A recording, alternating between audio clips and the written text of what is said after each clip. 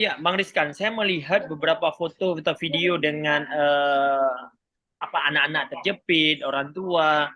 Apakah karakteristik orang di provinsi terdampak ini memang sangat kuat, sangat tabah kayak gitu, Bang Rizkan? Saya melihat dengan anaknya tertindih berbeton, masih kuat menghadapi, tidak ada meronta-ronta, tidak ada menangis-nangis kayak gitu, Bang Rizkan.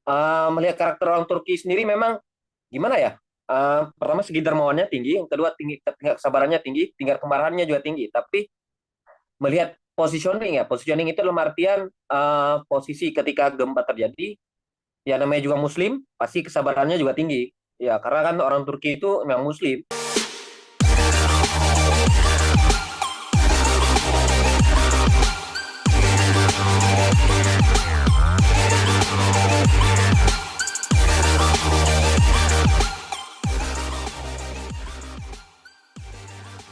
Assalamualaikum warahmatullahi wabarakatuh. Hai sahabat SES Inisiatif, berjumpa lagi dengan saya Dedi ya. Hari ini kita membahas sedikit tentang gempa bumi yang ada di Turki. Bagaimana sih kondisi terakhir dan kenapa banyak sekali korban meninggal di sana ya. Saya melihat di berita hampir 15 ribuan orang meninggal di Turki dan Suriah. Sekarang kita bincang dengan Bang Rizkan Kamil. Beliau adalah salah satu pengurus Ikatan Keluarga Mahasiswa Turki ya, yang berada di Turki. Assalamualaikum Bang Rizkan. Waalaikumsalam warahmatullahi wabarakatuh. Ya, bagaimana kondisi terakhir Bang Rizkan di Turki, Bang? Per data hari ini korban yang meninggal sekitar 21.000. Setelah kemarin sekitar 17 naik jadi 21.000 hari ini. Ya, Bang Rizkan, kenapa bisa sebanyak itu korbannya, Bang Rizkan? Apakah terlalu parah gempa di Turki ini, Bang? Menurut catatan dari pemerintah, ini terparah nomor 2 setelah tahun 1939. Iya, Eh, Bang Rizkan pernah ke ibu kota pusat gempa ini, Bang Rizkan? saya pernah melewati wilayah tersebut dan mengunjungi satu provinsi namanya Hatay. Itu salah satu provinsi terparah juga dampaknya. Berarti dua provinsi ya, Bang Rizkan ya? Untuk efek terparahnya itu ada 3 sampai 4 provinsi, tapi yang menjalar atau itu semua ada sekitar 10 kalau nggak salah. 10 provinsi berarti? Iya, tapi yang paling terkena dampak, ekstrim dampak itu sekitar 3 atau 4.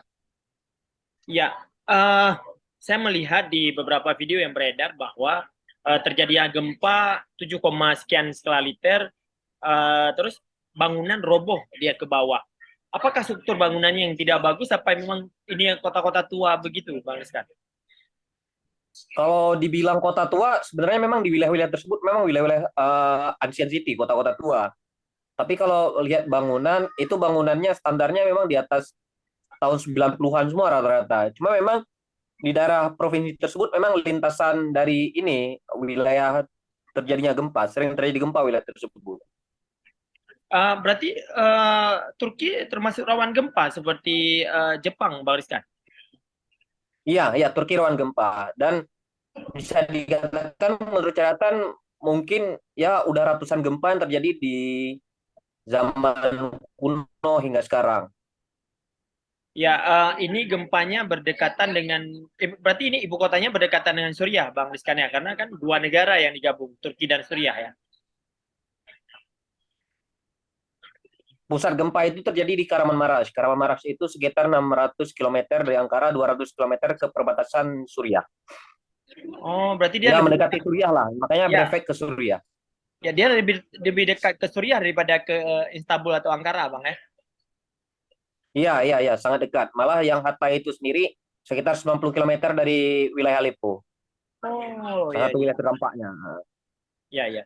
Eh, Sekarang banyak ya, baik Indonesia secara seluruhnya atau Aceh secara khusus menggalang dana untuk Turki ya, Pray for Turkey atau apalah nama lain yang dibuat oleh orang-orang. Apakah Turki sudah membuka keran bantuan internasional? Iya, setelah kejadian hari pertama itu Presiden langsung mengumumkan untuk emergency call, international emergency call. Uh, Beberapa negara juga udah mengirimkan tim rescue-nya, SAR-nya, salah satu terbanyak kalau nggak salah saya datanya adalah Azerbaijan, kedua Israel, ketiga dan selanjutnya ya diikuti oleh berbagai negara lain. Sekitar 50 hingga 70 negara kini yang sudah masuk ke wilayah Turki untuk bantuan internasional. Ya, Bang Rizkan, saya melihat beberapa foto atau video dengan apa anak-anak terjepit, orang tua. Apakah karakteristik orang apa di provinsi terdampak ini memang sangat kuat, sangat tabah kayak gitu, Bang Rizkan? Saya melihat dengan anaknya tertindih berbeton, masih kuat menghadapi, tidak ada meronta-ronta, tidak ada menangis-nangis kayak gitu, Bang Rizkan. Melihat karakter orang Turki sendiri memang gimana ya?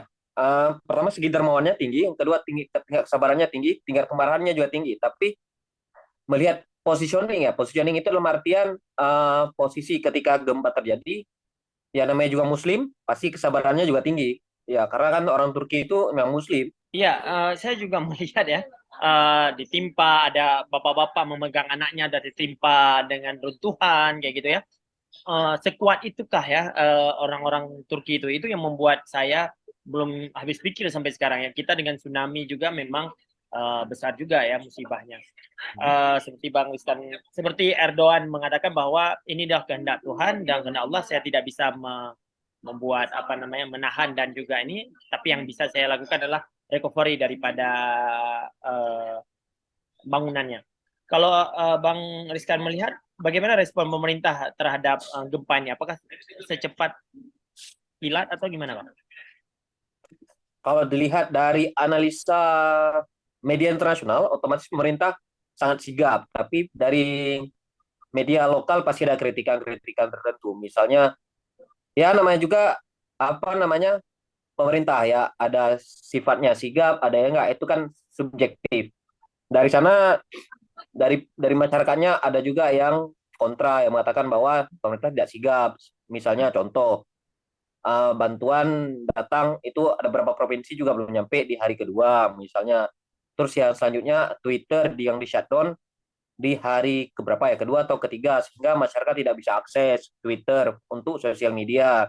Karena kan sifat sosial media itu kan penting untuk emergency call, misalnya nggak ada siapa yang bisa dihubungi, mereka bisa akses langsung via Twitter atau sebagainya. Nah itu juga pro kontra akhirnya. Ya kalau bisa dikatakan secara umum pemerintah uh, cepat sigap. Namun secara khusus kan ada beberapa wilayah yang memang tidak cukup sigap. Nah, itulah jadi PR pemerintah di sana kan Turki. Iya, Bang Rizkan. Kebiasaannya itu tanggap darurat itu ditentukan oleh pemerintah, Bang Rizkan ya. Untuk ini apakah akan berlanjut? Karena kan kita melihat saking banyaknya organisasi di Indonesia maupun di Aceh membuka membuka apa namanya keran bantuan ya. Apakah ada batas waktu biasanya di Turki, Bang Rizkan? Nah, kalau batas waktu sendiri mungkin belum ada apa namanya pengumuman khusus dari pemerintah. Tapi sepanjang sepanjang hari ini misalnya masih butuh bantuan, kemudian pemerintah juga apa namanya meliburkan semua akses sekolah misalnya hingga tanggal 20. Jadi siapa yang ingin membantu itu biasanya ada keran khusus dalam artian kita melapor atau kita bisa koneksi ke satu NGO di sana. Jadi ya sedikit terstruktural lah kalau di sana. Kalau bisa kita komunikasi apa namanya mengirim bantuan, otomatis kita harus komunikasi dengan satu NGO di sana. Kemudian ketika akses ke tempat bantuan juga perlu izin. Berarti dia tidak seperti misalnya kita punya uang, kita mau kasih terus ke sana, mungkin biasa kan orang Indonesia mengantar foto dan membuat pamflet bahwa sudah memberikan. Berarti itu nggak bisa lah, Bang ya. Nggak bisa, ada aturan khusus dia. Dia ada apa namanya, mereka ada kan ada international security. Target apa namanya bantuan itu untuk apa, screeningnya gimana. Nah itu ada aturan tersendiri dari mereka gitu.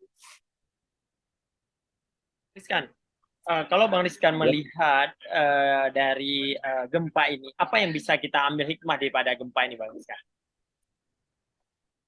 Uh, di wilayah kalau misalnya di wilayah rawan gempa itu memang harus ada hal yang sigap ya. Tentunya dari kita sendiri, kemudian dari Basarnasnya, dari wilayah di negara itu sendiri. Jadi kesigapan itu yang terpenting karena harus disadari bahwa wilayah gempa itu pasti akan terjadi gempa lagi.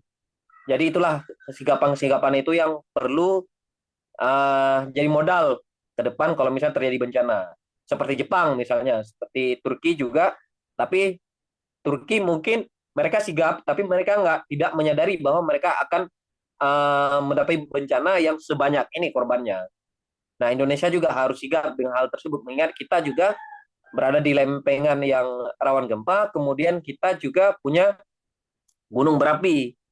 Ya, jadi ada dua item dari kita. Kalau misalnya negara lain mungkin satu item, wilayah apa namanya zona gempa. Kalau kita memang selain zona zona gempa juga adanya gunung berapi yang bisa berefek pada gempa tersebut gitu.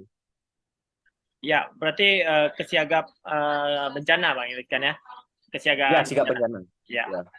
Bang Rizkan, apakah ada korban jiwa dari warga Aceh atau Indonesia secara keseluruhan sepengetahuan Abang? Terakhir dari data KBRI Ankara itu ada 2 orang warga negara Indonesia yang meninggal. Yang pertama ibu, yang kedua anak beliau. Sebetulnya dihitung 1 orang karena mengingat ibu, kemudian karena bayi. Bayi itu kan biasanya dua keluarga negaraan. Jadi dihitung 2 akhirnya. 2 WNI yang meninggal. Kalau informasi terakhir Bang Rizkan dari warga negara Indonesia atau Aceh khususnya, apakah ada korban jiwa atau korban terdampak daripada gempa ini Bang Rizkan? Yang mereka yang terdampak semua sekarang sudah dievakuasi ke Ankara semuanya. Jadi ditampung di Wisma KBRI Ankara, baik itu mahasiswa maupun pekerja-pekerja atau keluarga yang membutuhkan. Ada warga Aceh, Bang Rizkan? Setahu saya ada 3 orang kayaknya mahasiswa, tapi semua alhamdulillah udah dievakuasi ke Ankara. Ya. Bang Rizkan, terakhir Bang Rizkan Ya. mungkin dari apa himbauan Bang Rizkan ke warga yang memberi bantuan ini Bang Rizkan? Itu memang sangat penting ya, jangan sampai kita melihat bahwa banyaknya lembaga-lembaga amal yang memang membuka keran Freeport Turki atau apalah namanya ya, terus menyangkut-nyangkutkan dengan bahwa Turki banyak memberi waktu tsunami dulu, banyak memberi waktu tsunami. Apa yang himbauan Bang Rizkan Bang? Pertama, jika memberi bantuan, cek dulu bahwa lembaga itu formal atau tidak, legal atau tidak. Kemudian lembaga itu mengirim kemana, nah mengirim kemana, dicek lagi. Ya mereka ngirimnya ke lembaga resmi di Turki atau tidak, itu paling penting. Atau kalau memang tidak apa namanya tidak tahu untuk dikirim kemana, bisa diakses ke PPI Turki atau Ikaman atau Ikatan Masyarakat Aceh Turki. Itu mereka bisa akses langsung ke lembaga-lembaga Turki untuk disumbangkan secara resmi. Ya, itu dari saya. Oke, terima kasih Bang Rizkan atas informasinya. Sangat berguna ya. Himbauan juga kepada masyarakat luas bahwa telusuri dulu lembaga amal yang memang yang diberikan ya, dan dia ke siapa yang akan diberikan. Terima kasih Bang Rizkan atas informasinya. Saya tutup. Saya akhiri. Wabillahi taufiq wal hidayah. Assalamualaikum warahmatullahi wabarakatuh. Waalaikumsalam warahmatullahi wabarakatuh.